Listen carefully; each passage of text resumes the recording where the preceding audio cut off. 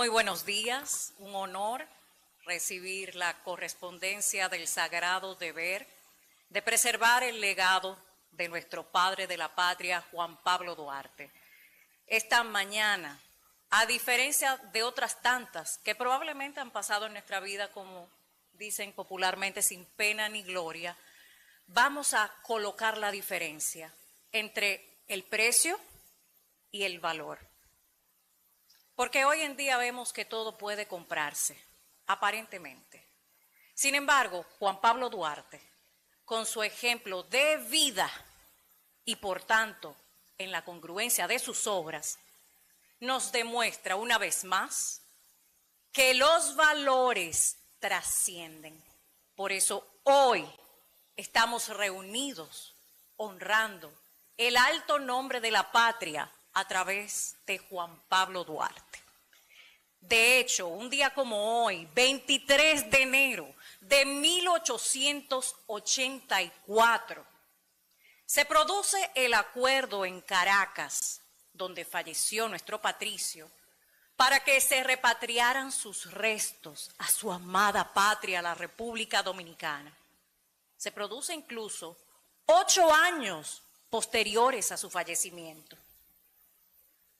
Y es muy importante esta fecha, porque a partir de ahí comienza la promesa divina a encarnarse en la vida de la nación dominicana de una manera diferente, demostrando que todo aquello por lo que luchó Juan Pablo Duarte, a pesar de los pesares y la congoja de su corazón, como muchos apreciaremos más adelante, valió el esfuerzo.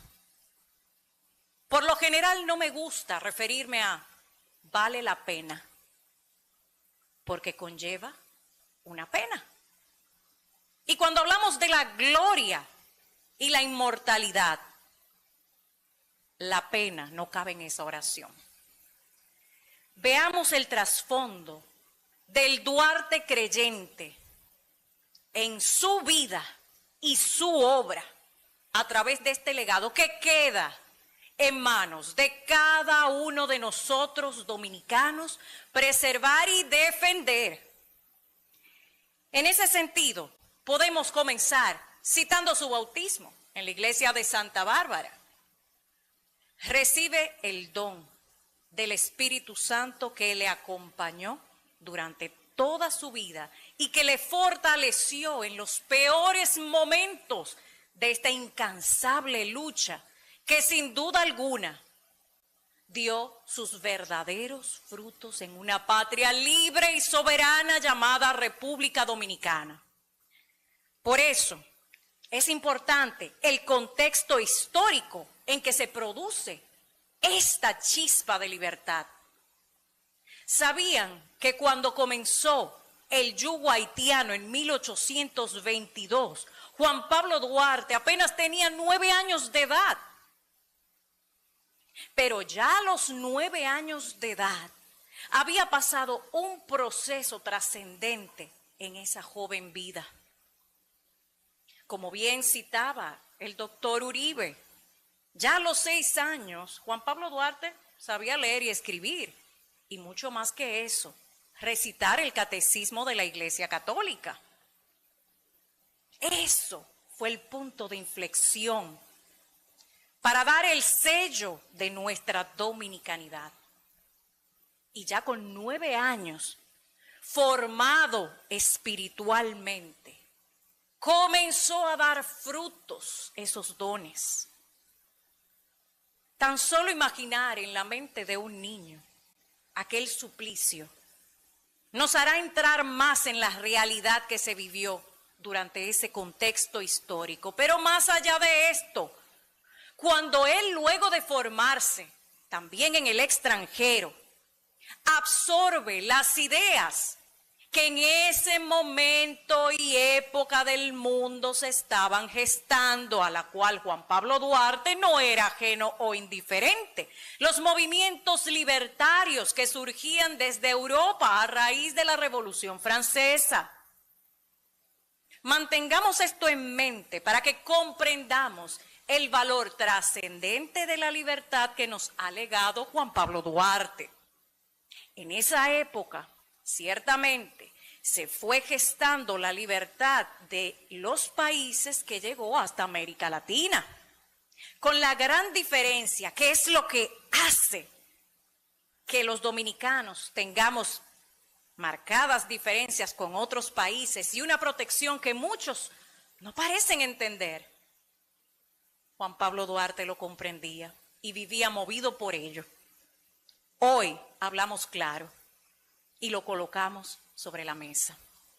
Ese algo nos dice que durante ese contexto histórico en donde los movimientos libertarios hablaban de la independencia de los países para supuestamente liberarlos bajo un esquema de aconfesionalidad religiosa, Juan Pablo Duarte fue sabio y astuto. No he utilizado la palabra inteligencia, porque la inteligencia la tuvo desde que pudo pronunciar las primeras palabras. Sabiduría que viene de dentro hacia afuera, no de fuera hacia adentro por los influjos. Por eso, como su formación comienza de dentro hacia afuera, decidió tomar hacia adentro lo que convenía, y eso se llama discernimiento. Discernió lo que de esos movimientos libertarios podía dar fruto y trascender en el tiempo. Eso se llaman valores. Y no precio, que a muchos países le costó su independencia y hoy en día son esclavos como entonces. De hecho, tenemos modelos muy cercanos en donde se pagó un alto precio económico, una gran cuota de ello, la pagamos injustamente los dominicanos a los haitianos para su supuesta libertad, y al día de hoy, siglo XXI, año 2025, siguen siendo tan esclavos como entonces. Porque la libertad viene de dentro hacia afuera, la que libera el alma y el espíritu. Duarte, creyente, impregnó su vida y su obra en todo momento. No hay un solo aspecto de la vida y obra de Juan Pablo Duarte que no haya sido impregnado de la fe cristiana católica. Y sobre todo el testimonio de su vida a través de su hermana Rosa Duarte. Una pieza clave, porque lo acompañó durante toda su vida en cada momento. Su mejor sin duda alguna biógrafa, que comparte fuentes fidedignas de esto. Por eso hablamos de el testimonio y la documentación de todo lo que ampara al Duarte creyente en su vida y en su obra. Y su obra es la libertad del pueblo dominicano. En esta imagen que presento ante ustedes, hay una anécdota que cambiará para los dominicanos que aún no lo conocen la manera de plantearnos nuestra dominicanidad. Así como hemos presentado y manifestado, sin lugar a interpretaciones, que la fe movió su vida y su obra, entremos en detalles. Hay una anécdota que confirma y atestigua, de hecho, también su hermana Rosa Duarte, por igual el arzobispo de Meriño y otras tantas figuras de trascendencia nacional como historiadores dominicanos, que cuando él comenzó su lucha patriótica, específicamente el día que estableció su primera actividad a favor del pueblo dominicano, ese día, una madre preocupada, en un estado de zozobra, por lo que implicaría enfrentar a los verdugos haitianos, colocó en su pecho una medalla de la Virgen de la Altagracia y añadió, como descripción para no olvidar, resaltar el detalle de que lucía los vivos colores de la bandera dominicana. Otra muestra de tantas incontables en donde se manifiesta con todo carácter el Duarte creyente que forjó nuestra independencia e identidad que van intrínsecamente vinculados. Porque es importante traer a colación que cuando Duarte se refirió a la unificación del pueblo dominicano, trascendió las razas. Porque lo que nos hacía dominicanos era nuestra fe cristiana. Y así lo hizo valer y constar nuestro patricio Juan Pablo Duarte en todos y cada uno de los documentos previos, durante y posteriores a la independencia nacional. De hecho, citado por el doctor Uribe, el juramento trinitario comienza con la Santísima Trinidad. ¿Cómo se reunían los trinitarios? De 3 en 3, en honor a la Santísima Trinidad, Dios Padre, Dios Hijo, Dios Espíritu Santo, ese que movió toda su obra,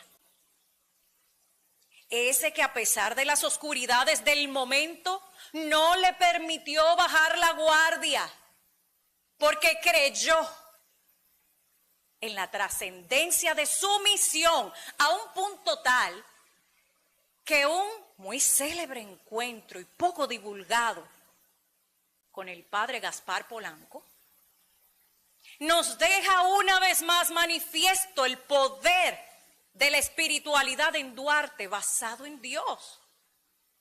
Cuando le apena necesariamente rechazar la invitación que le hace su buen amigo sacerdote a unirse. Duarte está vinculado íntimamente a la causa de Dios. ¿Y eso qué es? La libertad.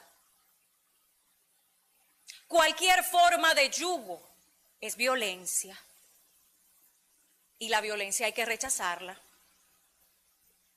A un punto tal que sí, Duarte cambió el sacerdocio en la iglesia por el sacerdocio de la patria, con gran congoja en cuanto a responder ese tipo de llamado. Sin embargo, en su alma y su corazón estaba impregnado el sello de su verdadera misión para la cual Dios le llamó, y sin fuerzas ni recursos, porque lo había entregado todo, hasta su propia vida y bienes, seguía. Finalizando, porque el tiempo apremia y son tantos los detalles, voy a destacar un último elemento, porque sobra el señalar las tantas anécdotas, testimonios y documentos que avalan el sello de la fe en la obra y vida de Duarte. Aunque sí quiero, de manera específica y puntual, referirme a su también muy buen amigo, sacerdote y arzobispo Fernando Arturo de Meriño, cuando en una muy conmovida oración recibió a su buen amigo al regresar a su amada patria 8 años después de fallecer. Y esto lo hizo en el contexto de la apoteosis de Juan Pablo Duarte. La apoteosis es una alabanza, una exaltación, honor a quien honor merece, Juan Pablo Duarte. Y ahí él destaca una vez más la anécdota de la medalla de la Virgen de la Altagracia.